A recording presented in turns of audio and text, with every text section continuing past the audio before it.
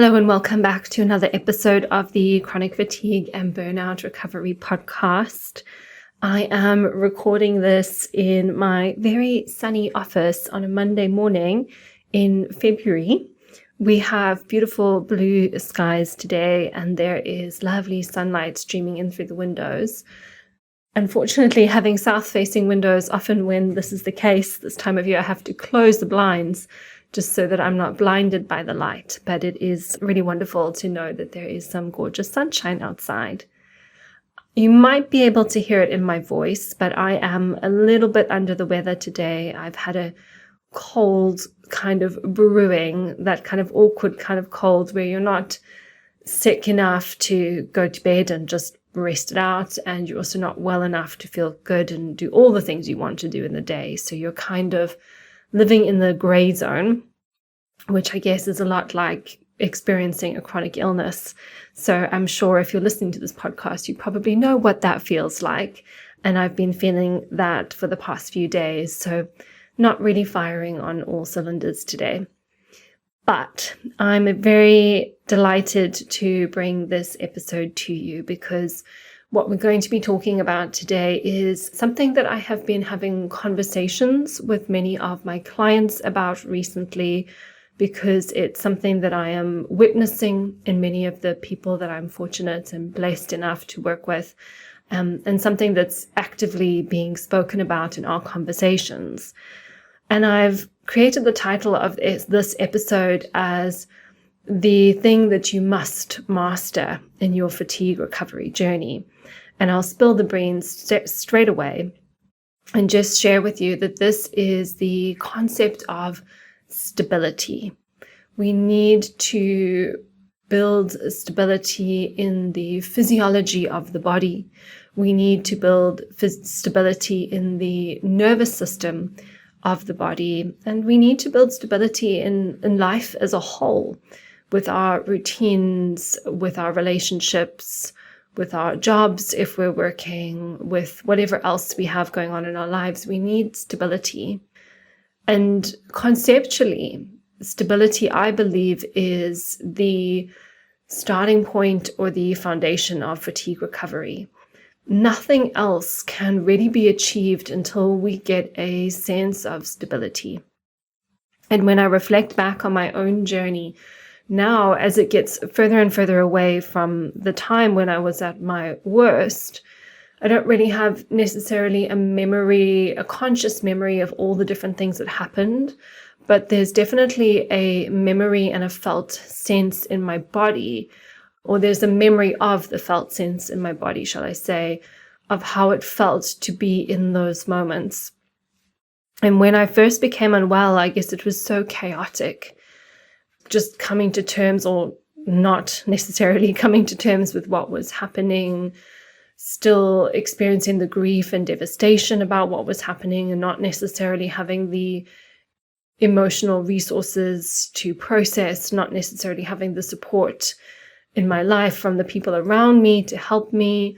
There was so much that was just so completely devastating. And amongst all of that, just trying to hang on to the little pieces of my life so that I had something to hang on to. And so desperately wanting to be well and not really knowing what was going on, although probably having a better understanding than many people do. And yeah, it was very, very unstable, mostly because I didn't give myself the space to slow down and process a lot of what was going on in my body at the time from a nervous system perspective. And it was almost like clutching at straws out of desperation to feel a little bit better and find some answers. You know, hindsight is 20/20, and I think having a lived experience of moving through a chronic illness has taught me so much, and then continuing to work with clients every day or almost every day in this space has also taught me more and more as time has gone on. And, you know, if there was one thing that I could have, this self, Anna, recording this podcast, if I could go back to Anna from, I guess, 5 years ago now, if there was one thing I could tell her, I think it would be, give yourself stability. And a huge part of that's just giving yourself the space in the first place to stabilize, which is very often what the nervous system needs. But it's just coming back to this idea of like, what does your body need so that it can stabilize itself? And when we look at chronic illness, specifically chronic illness in the context of these syndromal patterns, like chronic fatigue syndrome, for example, but doesn't necessarily have to be a condition with the word syndrome in the title. But when we look at these syndromal conditions, there's a pattern of unstable physiology in the nervous system. And this is really where the body has experienced a destabilizing over time due to the accumulation of stress that has not been able to become processed, become settled, be integrated into the system, or discharged. And that stress could have started for some people from childhood experiences.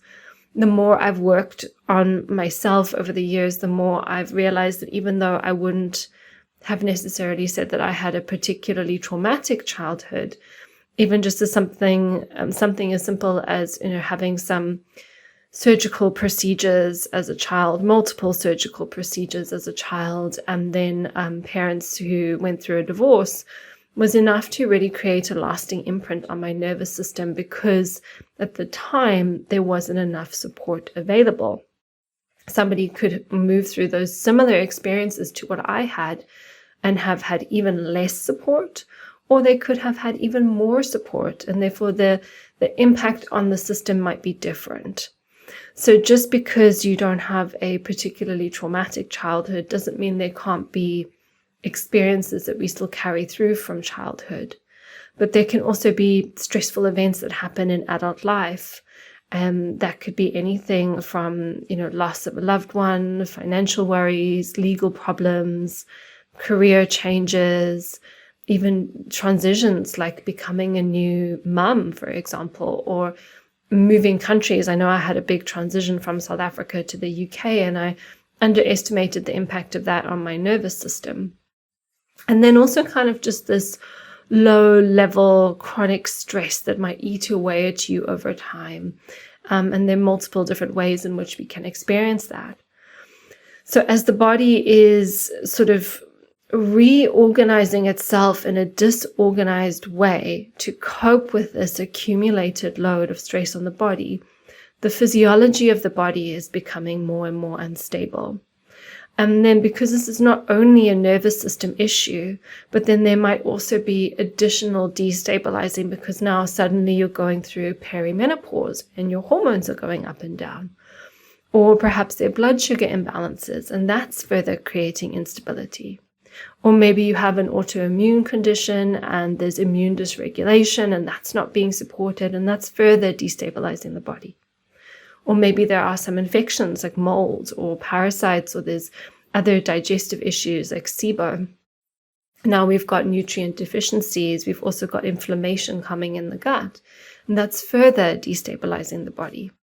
And then, more recently, I've had a few clients where we think that there's maybe been a little bit of a vaccine injury. So all of these things have been brewing, and then they have a vaccine, and then they just never felt the same since. Not because it was only the vaccine that caused the issue, but it was the final straw that broke the camel's back. And sometimes for people, there isn't a final straw. It's just like gradual degradation that happens over time. And because as human beings, we're actually so great at surviving that we continue to survive, and we continue to survive, and we create all these coping mechanisms. But at the same time, the system as a whole is becoming increasingly disorganized. And when we eventually reach this point of no return with our health, then what we're really trying to do is we're trying to create a sense of organization, a sense of coherence, and a sense of stability in a system that has been playing out probably unstable patterns for years, decades, even possibly for some, even a lifetime. So the first thing to say is this is not quick work.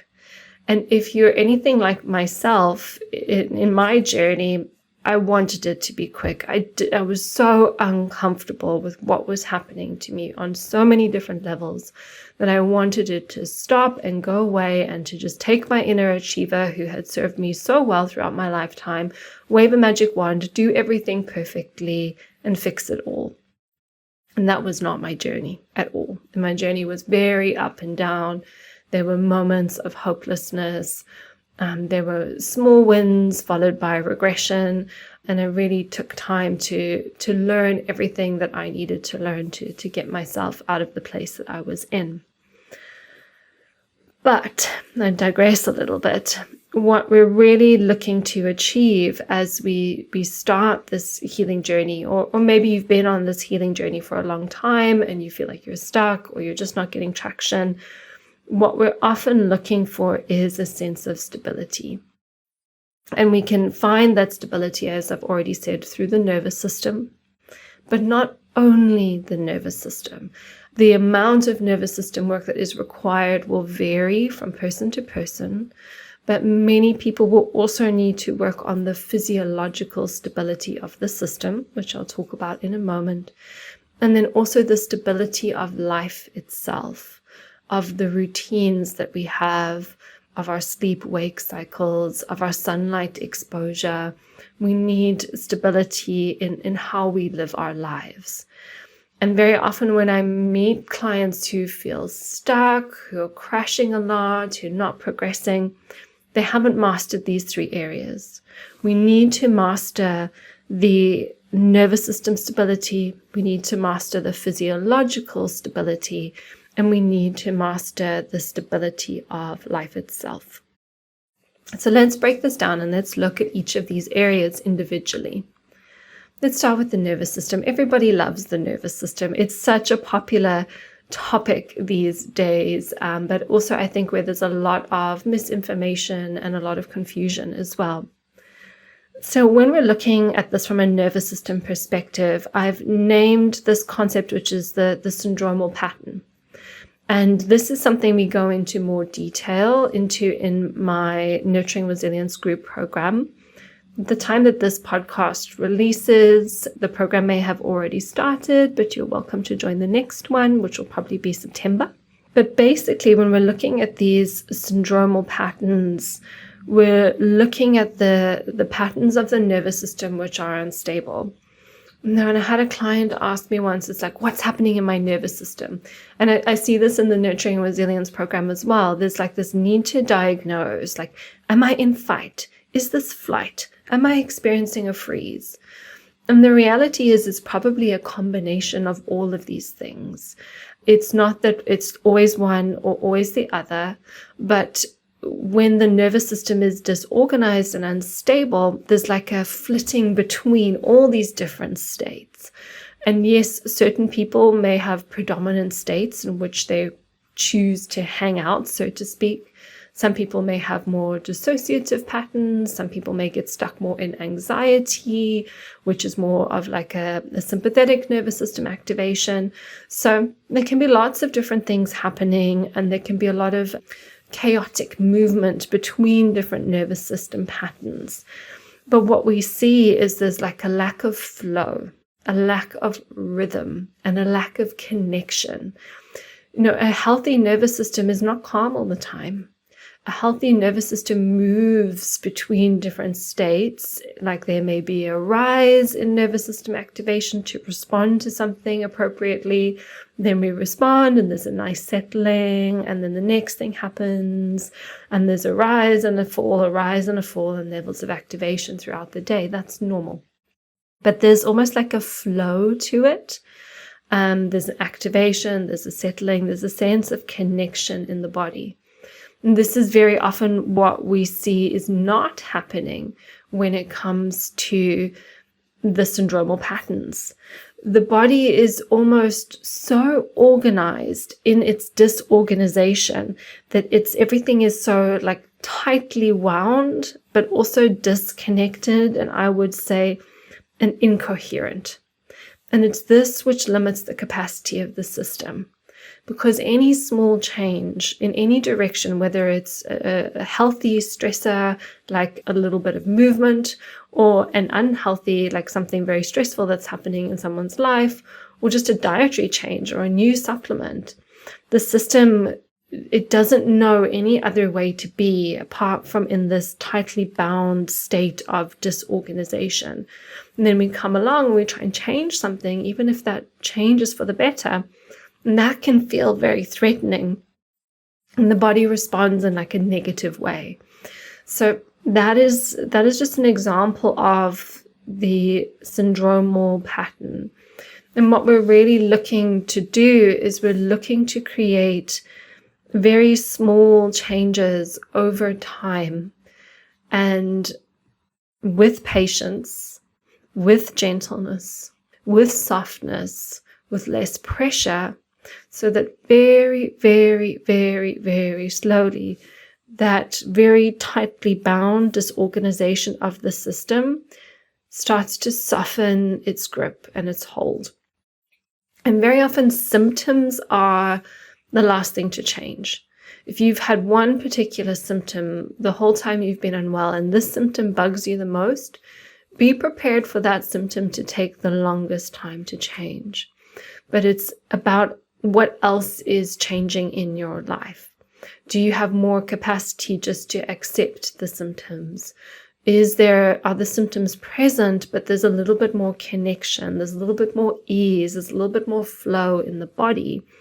And then gradually over months, dare I say years, things begin to soften and change.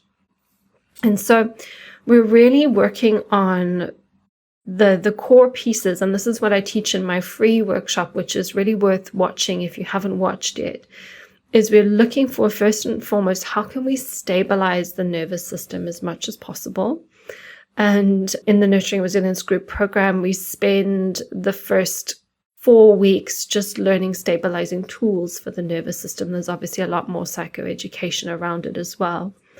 So the first thing is to find some sort of sense of stability in the system, and it's small pieces of work done with a very light touch so that we don't reignite the threat in the system. Then from there, we can start to build a little bit more coherence and connection so the system feels a little bit better resourced. And resourced means that there's more resourcefulness to manage life. And then once we have stability and we feel a little bit more resourceful, then we can start to move towards building capacity in the system. And that's basically to be able to do more and achieve more. And this is all covered in the Nurturing Resilience program, although I do touch on it very lightly in the workshop. What I'm really trying to hit home here is that the most important message, if this is a podcast on stability, is that we need to stabilize the system first. And we can't do that with big, intimidating pieces of work. I know in my own journey, I did brain retraining, and the guidance was to do this for an hour a day. And I did it. And it was okay for me. My system had the capacity to do it for an hour a day.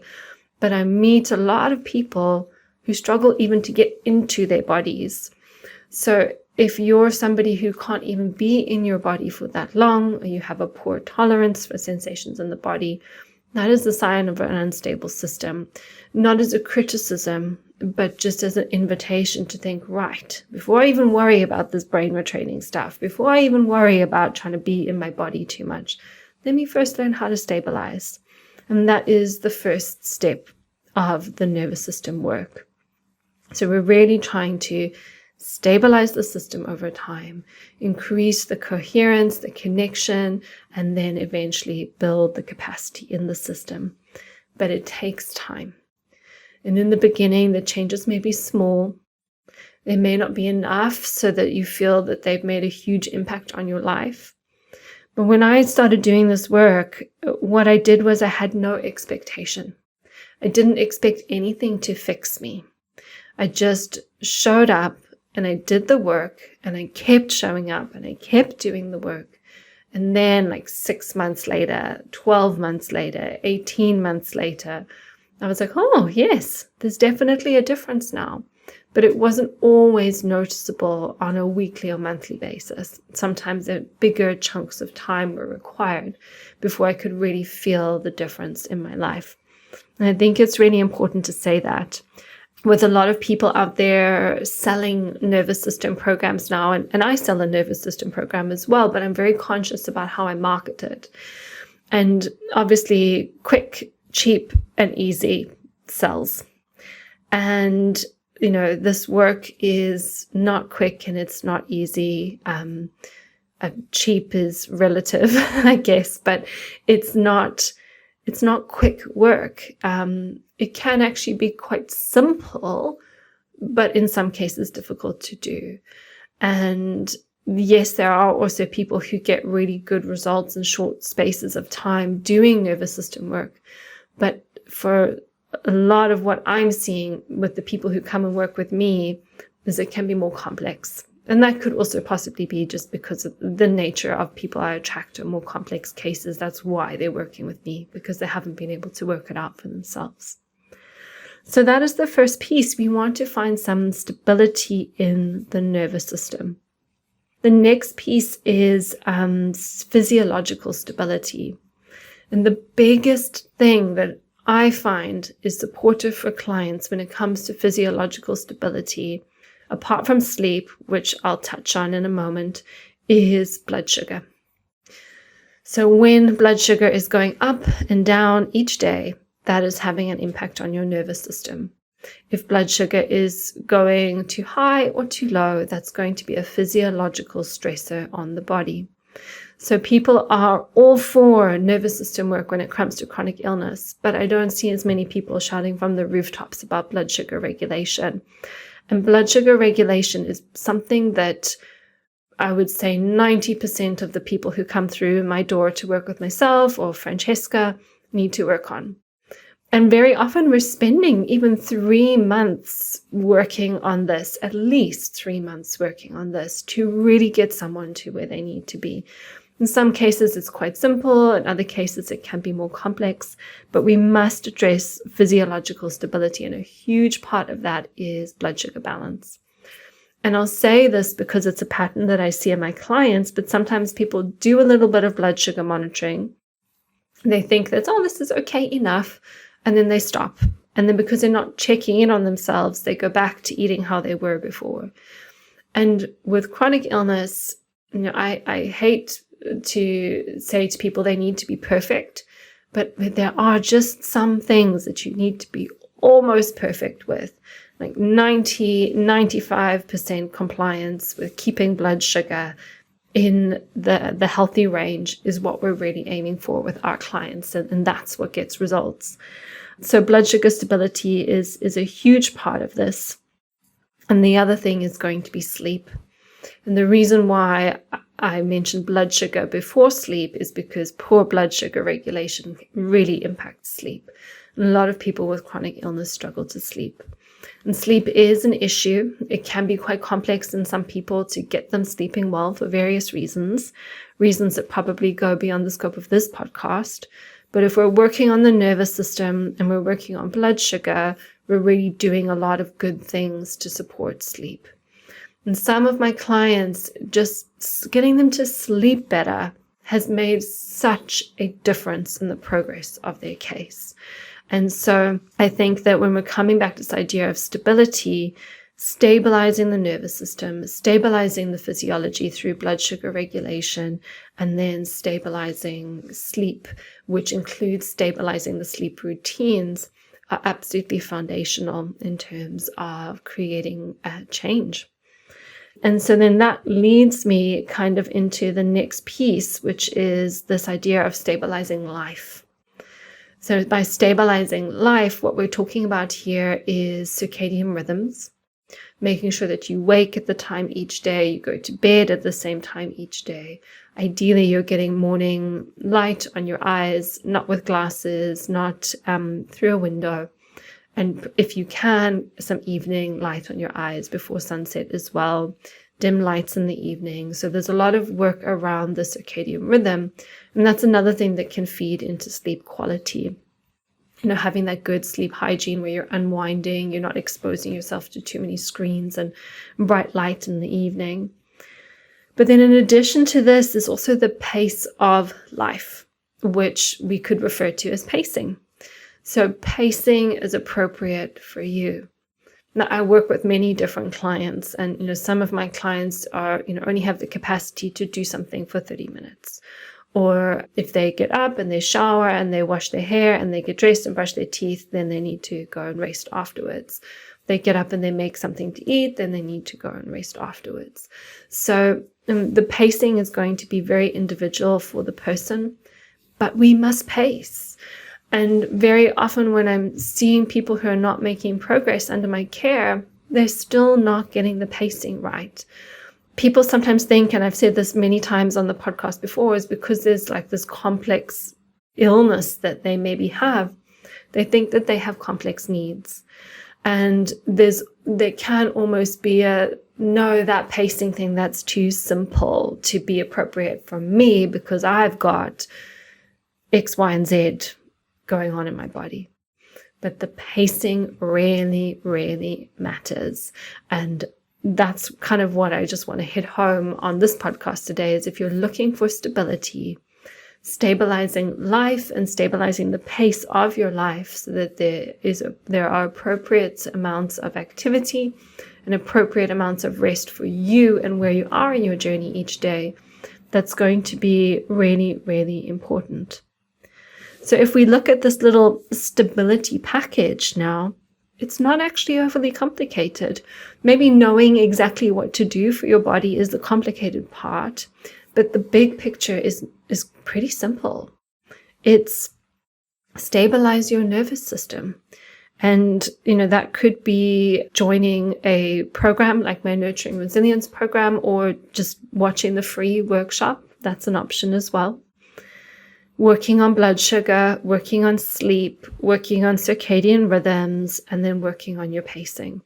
That's 5 things.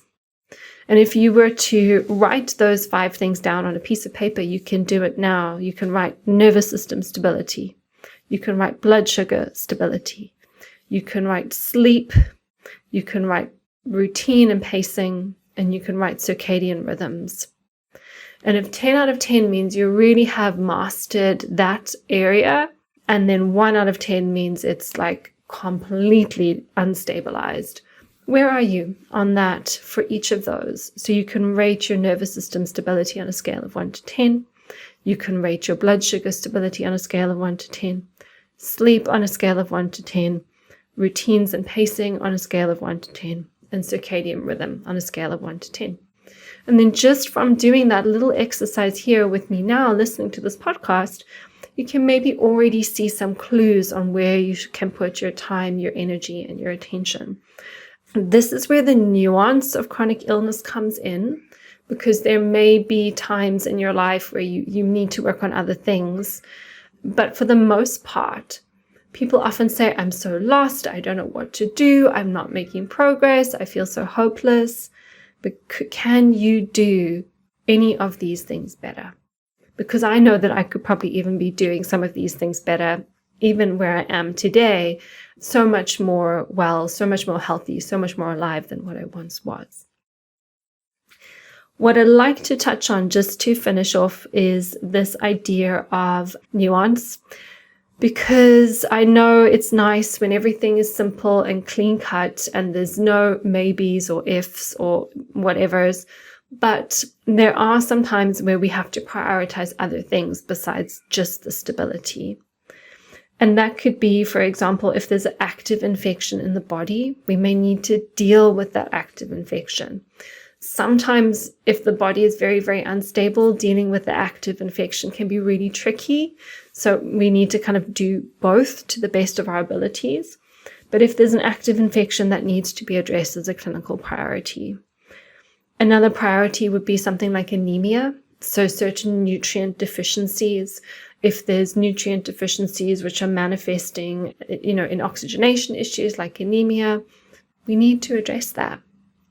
If you're living in a moldy home, maybe you need to get out of the moldy home. So There are other things that sometimes come in and also need to be addressed alongside the stability. But for long-lasting, successful change, stability is the first step. And you may have been on your journey just a short time. You may just be starting out. You may have been on your journey a long time. But I hope that at least something that I've said today has given you a little bit more insight in how you could be supporting yourself in your journey. And if you want more help and you want more support in a professional capacity, if it's nervous system support, I'd highly recommend our Nurturing Resilience program. If it's more physiological support, then you could consider working with us in our 6-month fatigue recovery package, either with myself or Francesca, depending on who is available at the time and your budget. There are also some small short courses on my website that you can buy if you have a smaller budget. At the time of recording this podcast, I'm updating our blood sugar mini course. So once I've recorded this podcast, I'm going to be recording all the trainings for the blood sugar mini course. It's definitely a day of doing lots of talking. So you could also check that out on the website if you've identified that blood sugar is where you could use a little bit more help and support. So that is all from me today. Thank you so much for listening. I always say this, but just thank you so much to everybody who has left a review or sent me a message to say that this podcast has been helpful for them. If you haven't left a review, make sure you do either on Spotify or iTunes. Share this episode if it was helpful to you with your chronic illness community or someone specifically you think may benefit from hearing the messages discussed here. I will see you in the next episode. Have a wonderful fatigue recovery day.